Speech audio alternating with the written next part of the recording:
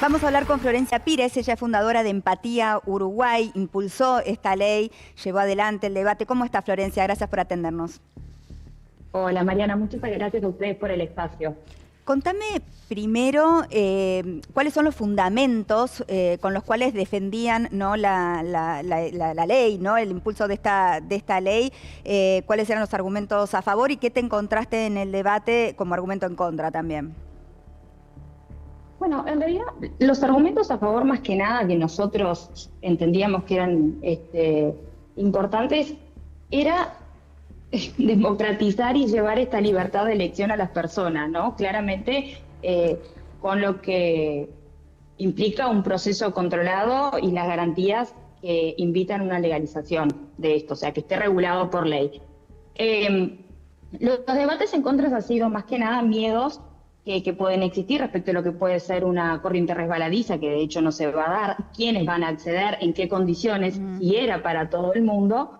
Y bueno, eso es establecido por la ley esta que nosotros consideramos que es muy garantista. Si querés ahora nosotros... Claro, ¿no? Porque, yo te cuento un poquito cómo porque va. la duda es Sí. cómo esto pasa de ser un derecho que podría tener el paciente, un derecho regulado, a ser una práctica que de repente se maneje discrecionalmente, ¿no?, o en perjuicio de la persona. Exactamente, por eso es muy importante que exista una ley que dé un marco teórico que sea garantista para las personas, para la familia y también para los médicos que lo vayan a usar, aplicar. Nosotros lo que tratamos desde Empatía Uruguay, que llevamos adelante información a las personas, es justamente eso, primero buscamos llevar el debate a la sociedad civil, a la ciudadanía, que las personas estén informadas, porque este proyecto no es de ahora ni es de en este gobierno que se presentó en el año 2021 por el entonces diputado Ope Pasquet. Y ahí es cuando nosotros entramos en conocimiento con este proyecto y decidimos desde la sociedad civil llevar información. Pero lo que importa acá es que este proceso lleva muchos pasos. Primero, que no aplica a todo el mundo, tienen que ser a personas psíquicamente aptas, que son mayores de edad y que están determinadas, se encuentran dentro de determinadas o padecen determinadas enfermedades, ¿no? Ah, ¿sí? Que tiene que ser Sí, claro. Tiene que ser una... Etapa terminal, irreversible.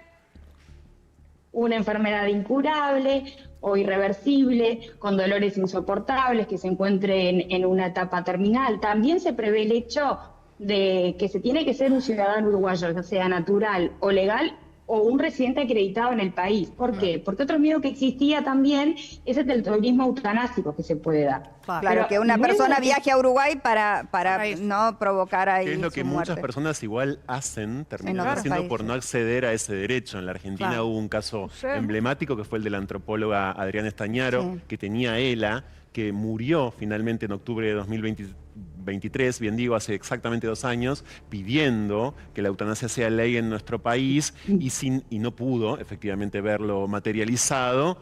Iba a irse a Suiza, donde la eutanasia es legal, y antes de viajar murió. Entonces sí, claro, eso es posible y está muy bien que esté regulado así como está ¿Y contando. qué pasa con los cuidados paliativos, no? O sea, es una decisión del paciente hasta dónde se aplican, o sea, ¿cómo se hace con esa situación?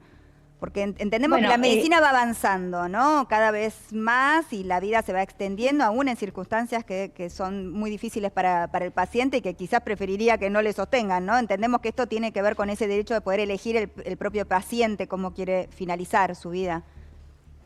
Exactamente. Primero, esta ley establece, y está en la letra de la ley, que el médico le tiene que informar al paciente de la existencia de cuidados paliativos si así no los recibe. Nosotros decimos informar, y en el texto de la ley figura así, porque uno no puede obligar a ninguna persona que reciba ningún tipo de tratamiento, pero sí se tiene que informar. Nosotros consideramos que los cuidados paliativos y la eutanasia representan una suma de derechos. ¿Y por qué decimos esto? Porque también entendemos que afirmar que todo sufrimiento o dolor puede ser aliviado solamente con los cuidados paliativos es una arrogancia, porque el dolor en ese sentido es una experiencia profundamente subjetiva que solo lo mide el paciente, y lo mide en su cuerpo, en sus valores y en su historia. pero nosotros promovemos los cuidados paliativos. De hecho, nosotros tenemos una ley de cuidados paliativos, defendemos la universalización de los cuidados paliativos, incluso que se amplíen hasta los cuidados paliativos pediátricos, y de nuevo, no son antagónicos, son derechos complementarios. Entonces, es tan difícil, ¿no?, juzgar en esos casos, tan difícil, no se puede. Ahora, yo te pregunto desde el sentido común, porque yo te escucho y digo, claro, sí, un paciente que quizás tiene dolores extremos, que no quiere seguir sometiéndose a algo que no le va a devolver la vida, porque tarde o temprano va a terminar falleciendo, y entiendo que se refieren a estos casos. ¿Por qué esto entonces no se aprueba en el resto del mundo? ¿Por qué son tan pocos los países que tienen aprobada la eutanasia? Bueno, porque es un tema que es muy sensible esto, es un tema que implica una regulación muy grande, implica un trabajo muy grande hablarlo con la sociedad.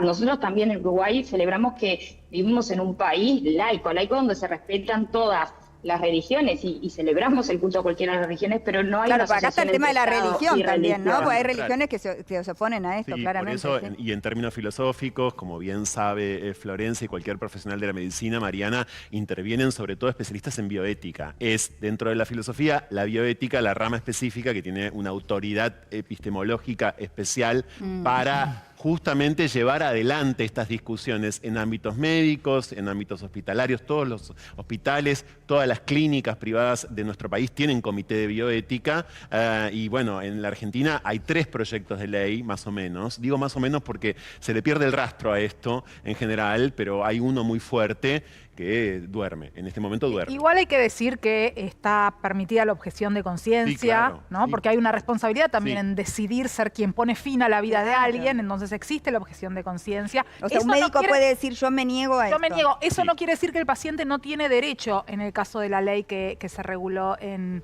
Uruguay. Y como en toda discusión en la que se involucran las religiones, decir que es un derecho, no una obligación. Claro, no exacto. quiere decir que alguien va a tener que terminar con su vida. Sí. Es un derecho, no se va a obligar Un a derecho nadie. regulado. Regulado. Además. Exactamente. Bueno. Sí, Florencia, ¿querés agregar algo? Sí, claro, o sea, está prevista la objeción de conciencia en este proyecto de ley de los médicos. También los médicos pueden decir que por objeción de conciencia y por un tema personal no quieren hacerlo. Sin embargo, la institución, la mutualista o ACE o el servicio médico que tenga la persona está obligado a garantizar la prestación de otro profesional que no sea objetor, porque el derecho del paciente está por encima de la objeción institucional. Entiendo. De hecho, en encuestas que se hicieron, en el colegio médico, 82% aproximadamente de los médicos estaban a favor de la eutanasia. Sin embargo, el porcentaje bajaba un poco respecto a quienes estaban de acuerdo en practicarla. Entiendo. Existe una diferencia en ese sentido, Entiendo que es perfectamente. válida. Otro punto importante también es que a todos los efectos legales, o sea, los seguros de vida, las herencias y demás, la muerte por eutanasia se considera una muerte natural, según este proyecto de ley. Qué interesante eso, claro. Cambia todo. Cambia muchísimo. Por eso decimos, Uruguay es un país donde existe una preocupación, que esta preocupación es muy uruguaya, ¿no?, de equilibrar siempre los derechos con las obligaciones. Y este derecho justo es uno que no se ejerce a la ligera. Al contrario, esta ley crea un marco de obligaciones que es muy riguroso. Le impone al paciente la obligación de una voluntad meditada y reiterada. Sí, no es que decide, o sea, importante. esto está bueno decirlo, no es que se decide y se hace directamente, por supuesto tiene que haber un montón de pautas que se cumplan. Florencia, me tengo que ir a la pausa, me tengo que despedir, te agradezco muchísimo este tiempo, me parece muy interesante el tema, abre un debate, por supuesto, hay muchas opiniones encontradas, así que siempre es bueno informarse. Muchísimas gracias. A ustedes por el tiempo. Estás en el 7.